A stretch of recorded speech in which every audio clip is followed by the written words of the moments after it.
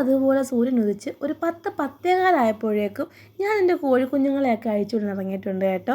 ഇതെൻ്റെ ഒരു കുഞ്ഞു കൃഷിയാണ്.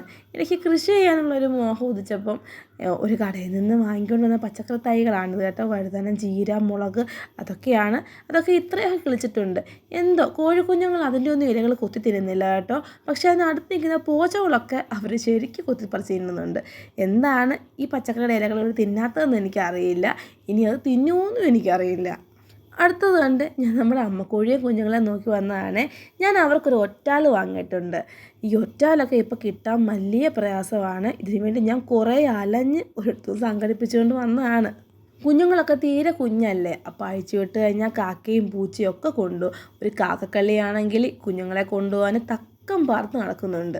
ഇടയ്ക്ക് ഞാൻ വന്ന് നോക്കുമ്പോൾ ഉണ്ടല്ലോ, ഈ അമ്മക്കോഴി ഈ കുഞ്ഞുങ്ങളെല്ലാം അവർ ചിറകിനകത്ത് ഒതുക്കി വെക്കും. ഞാൻ നോക്കിക്കഴിഞ്ഞാൽ അമ്മ മാത്രമേ ഉള്ളൂ, ഒറ്റൊരു കോഴി, കുഞ്ഞുങ്ങളൊന്നും കാണില്ല. അപ്പോൾ നമ്മൾ ആരെങ്കിലും ഒന്ന് നോക്കുന്ന കണ്ടു കഴിഞ്ഞാൽ ചിറകിൻ്റെ കീഴിൽ നിന്നും വാലിൻ്റെ കീഴിൽ നിന്നും ഒക്കെ കുഞ്ഞു കുഞ്ഞു തലകൾ പൊങ്ങി വരും. ഞാൻ ഈ കാഴ്ചകളൊക്കെ ഈ യൂട്യൂബിലും ടി-വിയിലും അങ്ങനെയൊക്കെ കണ്ടിട്ടുള്ളായിരുന്നു കേട്ടോ.